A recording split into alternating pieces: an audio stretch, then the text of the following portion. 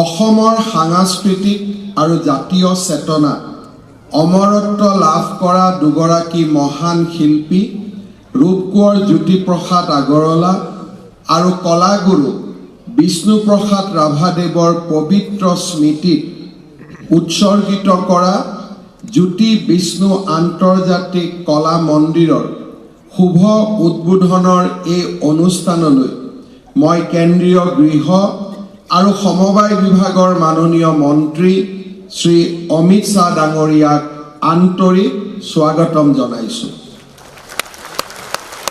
শ্ৰী অমিত শ্বাহ ডাঙৰীয়াৰ কৰ কমলৰে খন্তেক সময় আগতে গুৱাহাটীৰ পুলিচ আয়ুক্তৰ কাৰ্যালয় আজি ৰাতিপুৱা শ্ৰীমন্ত শংকৰদেৱ আবিৰ্ভাৱ ক্ষেত্ৰ আৰু এতিয়া জ্যোতি বিষ্ণু আন্তৰ্জাতিক কলা মন্দিৰ অসমীয়া সংস্কৃতিৰ ই এক নৱজাগৰণৰ সময়।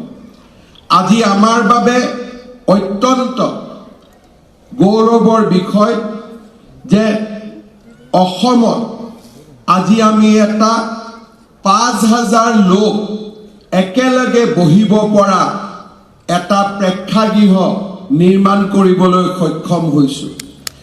এই প্ৰেক্ষাগৃহ উত্তৰ পূৰ্বাঞ্চলৰ নহয়, পূৰ্বাঞ্চলৰ ভিতৰতে আটাইতকৈ বেছি আধুনিক সুবিধাৰে সুসজ্জিত আৰু ভাৰতবৰ্ষৰ ভিতৰতে ই এটা লেখত ল'বলগীয়া কলা মন্দিৰ। তাক আজি অসমবাসীয়ে গৌৰৱেৰে সৈতে ক'ব পাৰে। শ্ৰদ্ধাৰ সুধীবৃন্দ, ৰূপকোঁৱৰ জ্যোতিপ্ৰসাদ আগৰৱালা আৰু বিষ্ণুপ্ৰসাদ ৰাভাই অসমীয়া সংস্কৃতিৰ এক নৱজাগৰণৰ সৃষ্টি কৰিছিল। আজি দুইগৰাকী মহান ব্যক্তিৰ নামত এই আন্তৰ্জাতিক কলা মন্দিৰ উৎসৰ্গা কৰিবলৈ পাই সঁচাকৈ আমি গৌৰৱ অনুভৱ কৰিছোঁ। এই সুযোগতে এই প্ৰকল্পৰ উপদেষ্টা সমিতিৰ দায়িত্বত থকা শ্ৰী অনুপজ্যোতি চৌধুৰী, ৰঞ্জিত গগৈ, মাধুৰীমা চৌধুৰী, অঞ্জনাময়ী শইকীয়া, প্ৰবীণ শইকীয়া, ডক্টৰ সংগীতা কাকতি, শ্ৰীমতী মঞ্জু বৰা, প্ৰাঞ্জল শইকীয়া, শ্ৰী মনোজ ৰয় আৰু ভাস্কৰ্য শিল্পী বিজু দাসকো মই আন্তৰিক অভিনন্দন আৰু ধন্যবাদ জনাইছোঁ। শ্ৰদ্ধাৰ ৰাইজ, আজি যদি আমি কেইটামান বছৰৰ আগলৈকে উভতি চাওঁ, অসমত আমি ৰাতিপুৱা দেখিছিলোঁ বন্দুক, গুলী আৰু বোমৰ শব্দ। আজি কেন্দ্ৰীয় গৃহমন্ত্ৰী অমিত শ্বাহ ডাঙৰীয়াৰ নেতৃত্বত এখনৰ পিছত এখনকৈ ৰাজ্যত শান্তি চুক্তি স্বাক্ষৰ হ'ল আৰু অসমৰ উন্নতি আৰু বিকাশৰ এক নতুন পথ তেখেতে অংকন কৰিলে। প্ৰধানমন্ত্ৰী নৰেন্দ্ৰ মোদীয়ে দুহাতেৰে অসমৰ উন্নয়নৰ বাবে আমাক আশীৰ্বাদ কৰিলে। যোৱাকালি ৰিজাৰ্ভ বেংক অৱ ইণ্ডিয়াই তেওঁলোকৰ অৰ্থনৈতিক সমীক্ষাত অসমক ভাৰতৰ ভিতৰতে ফাষ্টেষ্ট গ্ৰয়িং ইকনমি হিচাপে আমাক সম্পূৰ্ণৰূপে মৰ্যাদা প্ৰদান কৰিছে।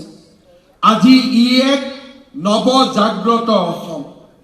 এই প্ৰধানমন্ত্ৰী নৰেন্দ্ৰ মোদী ডাঙৰীয়াৰ নেতৃত্বতে চৰাইদেউ মৈদামে বিশ্ব ঐতিহ্যৰ স্বীকৃতি পালে।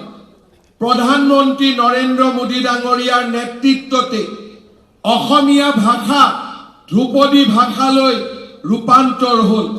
প্ৰধানমন্ত্ৰী মোদী ডাঙৰীয়াৰ নেতৃত্বতে লাচিত বৰফুকনৰ আজি সুবিশাল প্ৰতিমূৰ্তি আৰু তেখেতৰ অক্ষয় কীৰ্তি আজি দেশৰ চুকে কোণে বিয়পি পৰিল। আজি প্ৰধানমন্ত্ৰী ডাঙৰীয়াৰ আশীৰ্বাদত আমি ৰাতিপুৱা মহাপুৰুষ শ্ৰীমন্ত শংকৰদেৱ আবিৰ্ভাৱ ক্ষেত্ৰৰ উদ্বোধন কৰিছিলোঁ, যি এক নান্দনিক আৰু আধ্যাত্মিক পৰিৱেশে বৈকুণ্ঠপুৰীলৈ বটদ্ৰৱাক ৰূপান্তৰ কৰিছে।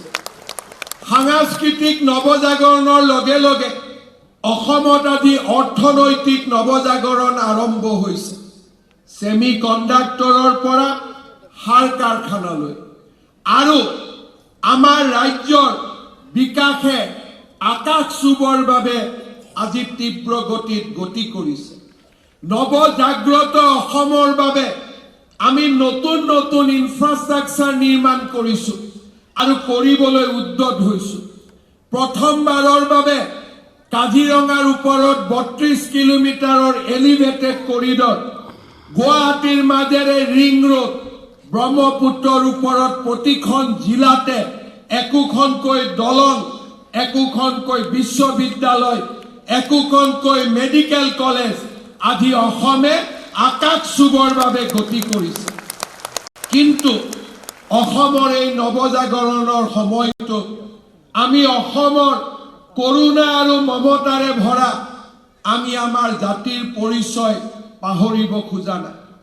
যি সময়ত আমি সাংস্কৃতিক নৱজাগৰণৰ বাবে কাম কৰিছোঁ, যি সময়ত আমি অৰ্থনৈতিক বিকাশৰ বাবে কাম কৰিছোঁ, সেই সময়ত আমাৰ মমতা আৰু কৰোণাই আজি ১৩,০০০ শিশুক মৃত্যুৰ দুৱাৰদলিৰ পৰা লৈ আহি আজি সুস্থ সবল এক যৌৱনৰ অধিকাৰী কৰিছে।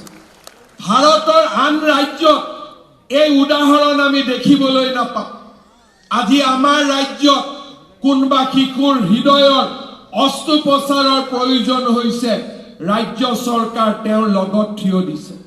কাৰোবাক বন মেৰু ট্ৰান্সপ্লান্টৰ প্ৰয়োজন হৈছে, ৰাজ্য চৰকাৰে তাৰ লগত থিয় দিছে, পৰিয়ালটোৰ লগত থিয় দিছে।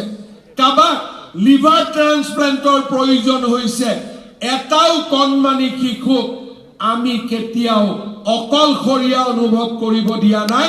আমি তেওঁলোকৰ লগত মমতা আৰু কৰোণালৈ উপস্থিত আছো। এইখনে হৈছে নৱজাগ্ৰত অসম। এইখনে হৈছে আমাৰ সপোনৰ অসম। এইখনে হৈছে লাচিতৰ অসম। এইখনে হৈছে মহাপুৰুষ শ্ৰীমন্ত শংকৰদেৱৰ অসম। এইখনে হৈছে জ্যোতিপ্ৰসাদ আগৰৱালাৰ অসম, কলাগুৰু বিষ্ণুপ্ৰসাদ ৰাভাৰ অসম, ডক্টৰ ভূপেন হাজৰিকাৰ অসম, জুবিন গাৰ্গৰ অসম। আৰু আজি আমি সেইখন অসমকে আগুৱাই লৈ যোৱাৰ বাবে পণ কৰিছোঁ। আমি সেইখন অসমকে আজি ভাৰতৰ সৰ্বশ্ৰেষ্ঠ ৰাজ্যলৈ ৰূপান্তৰ কৰাৰ সপোন দেখিছোঁ। আজি অসমীয়াই ৮০০ শ্বহীদৰ শ্বহীদ স্তম্ভক লৈ গৌৰৱ কৰিব পাৰে। ব্ৰহ্মপুত্ৰ নদীত গৈ ৰিভাৰ বেংকৰ বাগিচাক লৈ গৌৰৱ কৰিব পাৰে। আজি অসমে যোৰহাটলৈ গৈ ফ্ৰীডম মুভমেণ্ট পাৰ্কক চাই গৌৰৱ অনুভৱ কৰিব পাৰে। আজি অসমে ধুবুৰীৰ পৰা শদিয়ালৈ, শিলচৰৰ পৰা জোনাইলৈ প্ৰতিখন গাঁৱত, প্ৰতিখন নগৰত হোৱা উন্নয়ন আৰু বিকাশক লৈ গৌৰৱ অনুভৱ কৰিব পাৰে।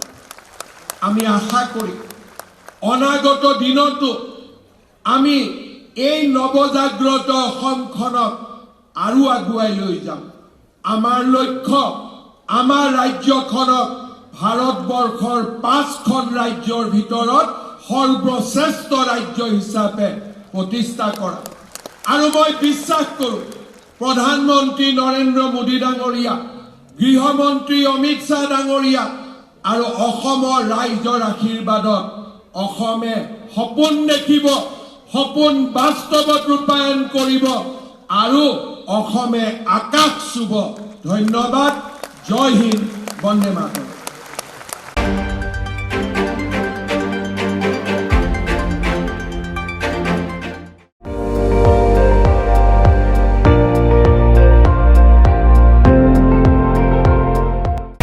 আপুনি চাই আছে ND24, সৰ্বশ্ৰেষ্ঠ নহয়, সৰ্বোত্তমৰ দৌৰত।